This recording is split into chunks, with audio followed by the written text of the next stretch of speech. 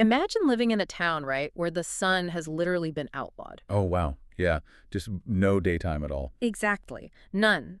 The street lamps are lit with these black burning roses, hmm and the weather itself, it's like a physical manifestation of the town's historical cruelty. Right, the environment isn't just a backdrop there. No, not at all. Every time you step outside, the architecture seems to be like watching you, and the only way you even know if it's morning or midnight is by the sound of this clock in your room. It's an environment that actively attempts to consume its inhabitants. I mean, we're looking at a space where geography and psychology they're completely indistinguishable from one another. Yeah, they really are. So, welcome to another deep dive. Today, we're taking you into the heart of this incredibly unsettling, atmospheric translated text. Yeah, our sources just refer to it as texty, Right, texty. And our mission today is to dissect the mechanics of this place called Deep Cloud Village. which is this English Victorian Gothic town trapped in a permanent state of supernatural gloom. Totally. We're going to explore how a landscape is warped by trauma, right? And how the people trapped inside it use deeply ritualistic objects. Like very specific grandfather clocks. Yes. And intricately arranged candles, magical pearls, all to assert control over just an unbearable reality. Well, the author builds everything around this rigid, almost mathematical duality. But, before we analyze how the characters survive, we really have to look at the threat itself. Right, the foundation of it. Exactly. Because Deep Cloud Village isn't merely suffering from bad weather. The darkness is a direct result of human malice. And I found the origin of this curse genuinely chilling because the supernatural elements, they don't even show up until the villagers have already proven how monstrous they can be. Yeah, the text details this horrific history of witch burnings. But they didn't just execute people, they turned cruelty into this public spectacle. Right. They left the victims tied up on the streets burning like, and this is a quote from the translation, like barbecue torches. It's so visceral. It is. The horror starts entirely with human depravity. And that detail is crucial for the psychological framework of the story. I mean, the monsters weren't hiding in the woods. Right. They were the neighbors. Exactly. They were the neighbors. And that level of institutionalized cruelty invites retaliation. Hmm. So a witch residing on the peak of Fog Mountain uses the bones of those victims to cast a curse over the entire village. And the specifics of that curse are just, wow. It summons this lightning-filled black cloud, but it's composed entirely of grotesque faces. Yeah, faces made of clown. And it permanently shrouds the town in mist. The sun is just gone forever. And, reading this, it struck me as the ultimate literal manifestation of generational trauma. Oh, that's a really interesting way to look at it. Right, like the sins of the ancestors, the horrific things they did to each other in those streets, have literally blocked out the light. Yeah, the current inhabitants are forced to live in the permanent shadow of that history. Exactly. The trauma isn't a memory they can just, try to work through in therapy. It is their weather system. It's the infrastructure. Generational trauma as a weather system. That is a phenomenal way to view this text. The guilt and the pain are institutionalized into the fabric of reality. And visually, the curse enforces this state of perpetual paranoia. Right, you have stone gargoyles staring down from the roof of every single house. Passersby are constantly being watched by the architecture itself. And then there's the lighting. With no sun, the medieval cobblestone streets are illuminated day and night by these really tall, gloomy lanterns. But inside each lantern, it's not a gas flame or a candle. It's a black rose holding a burning flame. Right, and the maintenance of that flame reveals how normalized the nightmare has become. Oh, totally. Every single evening, this bony, black-robed creature, riding a black horse, patrols the streets to ritually light these roses. It's like a dark liturgy. Exactly. The Yeah. town has its own grim ecosystem that just continues to function autonomously. So if you're living there, right, when the sky itself hates you and the streets are patrolled by robed figures, you naturally retreat indoors. You lock the door. Yeah, you try to hide. But the brilliance of this narrative is that it refuses to let the domestic space be a sanctuary. No, the macro-level darkness trickles straight down into the most private spaces. Yeah, and we see this through our protagonist, Toivo, and his roommate, Merchant. Their shared living space really acts as a microcosm of the village's duality. Right, so Toivo is desperately trying to survive this environment, but he's battling schizophrenia. Yeah, he's tormented by auditory hallucinations and screams. And from a literary standpoint, placing a protagonist with a fragmented mind into a town literally cursed by a cloud of screaming faces. It's brilliant. It forces the reader into a state of profound disorientation. Like, where does Toivo's psychological struggle end and the witch's curse begin? It's an impossible boundary to draw. I mean, if Yeah. you hear a scream in Deep Cloud Village, it could be your mind, or it could literally just be the weather. Right.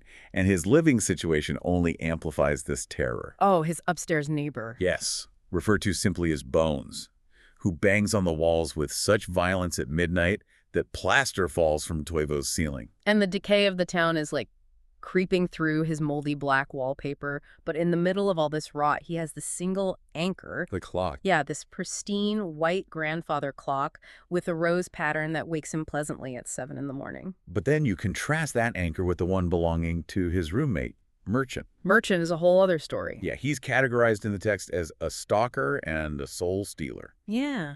He doesn't just survive in Deep Cloud Village, he thrives in it. He loves it. And Merchant's room houses this grotesque black clock that physically oozes green pus. Yeah. And this clock doesn't chime in the morning. It wakes Toivo at midnight with this elongated, creepy, dying, doom sound. Which immediately triggers horrific nightmares of possessed, slashed creatures for Toivo. Right, because Merchant is leaning completely into the predation of the village. While Toivo is trying to sleep, Merchant is using that midnight chime as a starting gun to go hunt people and animals. And proudly storing their skulls in a cracked Victorian mirror cabinet. Yeah. Now, looking at these clocks, I refuse to believe they're just neat little interior design choices, like one room made is light and one is dark. Right, they serve a function. Think about the mechanics of this world. Without a sun, a clock doesn't track the rotation of the Earth. Timekeeping is completely divorced from nature. So what are they actually doing? They are manufacturing reality. Yes. In a permanent midnight, 7 a.m. doesn't exist environmentally. Yeah. It only exists because Toivo's white clock insists that it does. Exactly. The clocks are ritualistic assertions of control. The white clock is Toivo choosing to anchor his mind to sanity, routine, and a memory of daylight. And Merchant's oozing black clock is an anchor to madness. It dictates the rhythm of the hunt. They're weaponizing time against the chaos of the village. And because Merchant's timeline is so aggressive, he literally levitates out of the house on a rainy midnight to hunt. The domestic space is entirely compromised for Toivo. Yeah, the house isn't a shelter. It's a cage with a predator inside. Right, so this necessity for safety forces Toivo to leave his room, which initiates one of the most intense sequences in the text. Yeah, he's sitting behind his own bolted door, practically imprisoned, when he hears the gentle voice of the creator. And it gives him highly specific coordinates. It says, go pray at a gathering at building number 7 on street number 8. Even the divine intervention in this world relies on rigid mathematical structures. So true. The specificity of those numbers acts as a counter-frequency to the random violence of the village.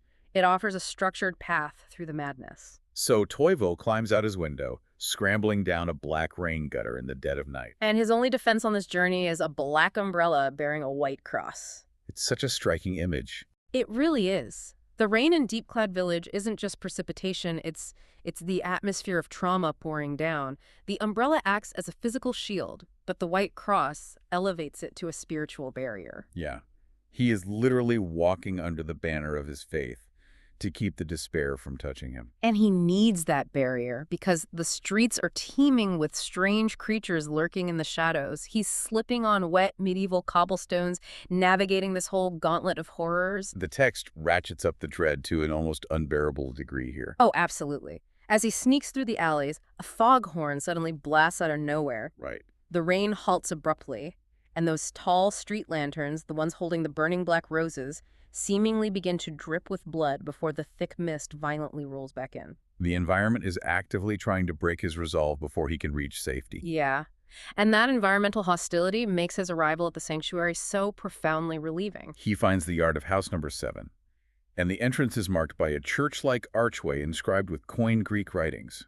And to breach the threshold, he uses a heavy bronze hand-shaped knocker. I love the detail of the hand-shaped knocker. Yep. It implies that to enter this space, you have to reach out. You have to grasp another hand. Exactly. And once he steps inside, the atmospheric rules of the village are entirely rewritten. He enters this massive, dim church hall filled with carved wooden pews. Instead of burning black roses, the room is lit by serene blue candles. Yeah. There are massive stained glass windows, and one specifically draws focus. It's an image of Samson tearing a lion apart. The author is heavily layering the symbolism here. Samson tearing the lion apart is an ancient emblem of divine strength conquering a predatory beast. Right. For a congregation hiding from soul stealers and a literal witch, that window isn't just art. It's a survival manifesto. It tells them that the beast outside can be broken. And the altar at the front of this hall is equally fascinating because it doesn't pretend the outside world doesn't exist. It mixes Gothic symbols with holy ones. Yeah, you have black roses resting right alongside burning white candles at the foot of a massive wooden cross. They are acknowledging the curse they live under, but choosing to place their light right in the middle of it. It's an integration of their reality rather than a denial of it. Which brings us to the social architecture of this sanctuary. Right, because this isn't an open church, it's a clandestine gathering. The people here refer to themselves using the code word White Hart, or Valkazidin in the original text. In a village defined by extreme isolation, where your own roommate might harvest your soul at midnight, the act of organizing a secret community requires an unimaginable level of trust. Oh, for sure. Speaking a code word to another human being is the ultimate rebellion against the witch's curse. The curse wants them isolated and terrified. The White Hearts choose solidarity. And the text explicitly notes that this specific temple acts as the solitary torch in a pitch-black village. And we see the emotional weight of that torch when Toivo greets a woman named Hana. The interaction between Toivo and Hana is beautiful because of how simple it is. Yeah, they share this incredibly tight hug. And after the moldy wallpaper, the screaming plaster, and the bleeding street lamps that embrace, is the first genuinely warm human moment we experience in the text. Right. And then he looks down at her hands and focuses entirely on a gold ring she wears, which holds a single, pristine white pearl. That white pearl operates as a psychological trigger. It pulls Toivo out of the immediate physical danger and anchors him to a shared memory. It's a memory of their wedding day, but the contrast is just staggering. They remember a sunlit wedding aboard a majestic ship. Yeah. Hana is wearing a sparkling dress, standing beneath an archway made of multicolored, vibrant roses. Notice how the author systematically dismantles the imagery of Deep Cloud Village in this single memory. Totally. The black roses holding claims are replaced by natural multicolored roses. The permanent black cloud is replaced by open sunlight. And the decay of the town is replaced by a sparkling, immaculate dress. But the sanctuary of that memory, and of Temple Number 7 itself, is fleeting. The narrative snaps Toivo back to his reality, back to the shared house with Merchant. Yeah, and this is where the text introduces its most critical mechanism for surviving trauma, the ritual of the pearls. We transition from the communal sanctuary back into the deeply isolated dueling rituals of the two roommates. Right. They are back in their respective rooms preparing to manipulate their realities. And I found the staging of the scene absolutely brilliant. The mirrored symmetry. Yes, this intense mirrored symmetry. Toivo is sitting in a creaking rocking chair.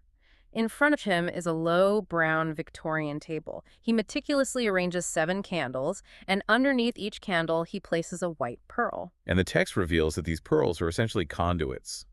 Touching them allows the user to access a different time period or dimension. But right as Toivo is setting up his 7 white pearls, Merchant shouts through the wall, telling him to keep quiet because he is trying to initiate a lucid dream. And Merchant is sitting at his own table.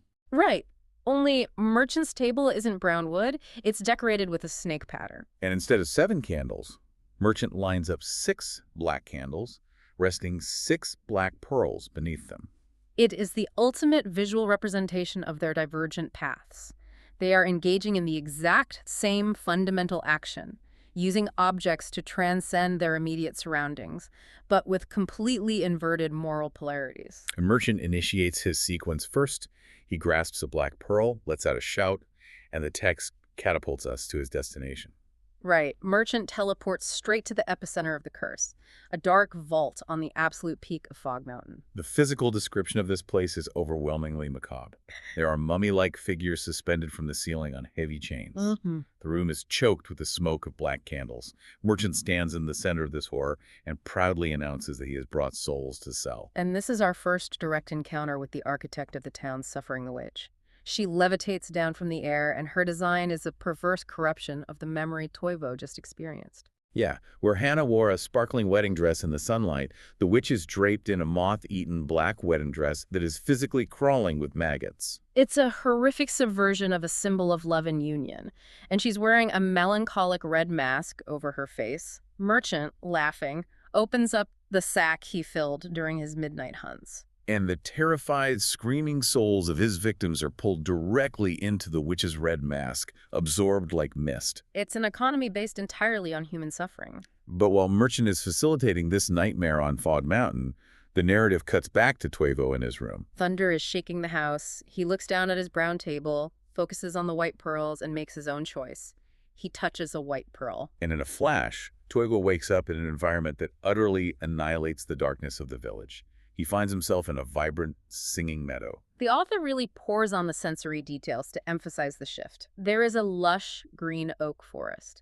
The air is filled with what is described as the most beautiful birdsong a soul could ever hear. Looking up, he sees golden chariots being pulled by flying white horses through the clouds. And the smell of the damp, decaying cobblestones is replaced by the deep, rich fragrance of a rose. It is a realm of unadulterated purity. It serves as the exact structural counterweight to the maggot-infested vault on Fog Mountain. Now, this is where we have to ask the most important question about the text.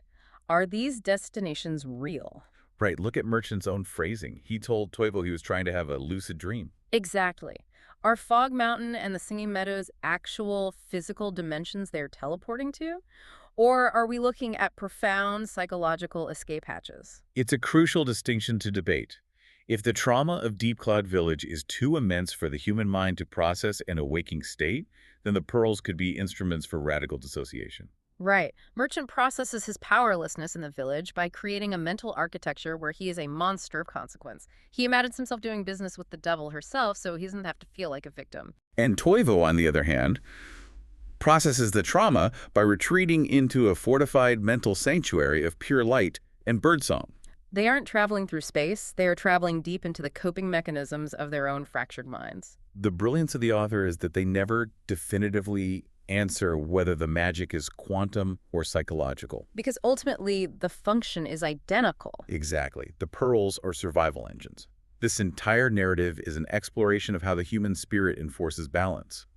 Every element of degradation has a mirrored counterweight of preservation. You have the oozing black clock of midnight, countered by the white rose clock of the morning. You have Merchant the soul stealer balanced against Tuevo the protector of memories. The maggot-infested black dress versus the sparkling white wedding dress. The black pearls and the white pearls, the scale is meticulously balanced. And when you synthesize the journey of these characters, the core takeaway is about the necessity of agency. In a world warped by historical cruelty, where the sun has been erased and the rain feels like a threat, you cannot control the macro environment. No, you can't. You can only control your rituals. You curate your specific table, your specific number of candles, your secret community codes. You build your own reality within the nightmare. You manufacture your own light when the universe refuses to provide it. Which brings us to one final, deeply provocative detail tucked into the text. Oh, the number. Yes. You might have noticed the specific numbers involved in their rituals. When Merchant sits at his snake-patterned table, he aligns exactly 6 black candles and 6 black pearls. But when Tuevo sits at his brown table, he arranges 7 white candles and 7 white pearls. It is the only moment in the text where the mirrored symmetry breaks. Because 6 is a number often associated with the incomplete, the imperfect, or the earthly. Right, and 7 historically represents divine completion, perfection, and rest. It's a deliberate mathematical asymmetry. The author is burying a very quiet, powerful message in the architecture of the rituals. Even in a cursed pitch-black universe where gargoyles watch your every move and the streets are stained with the cruelty of the past, the darkness is fundamentally incomplete. The light will always hold a slight numerical advantage. Exactly. That Gothic landscape might be breathing down your neck, trying to consume you. But as long as you hold on to that 7th pearl, the environment hasn't won. Keep your white clock ticking, and we'll catch you on the next deep dive.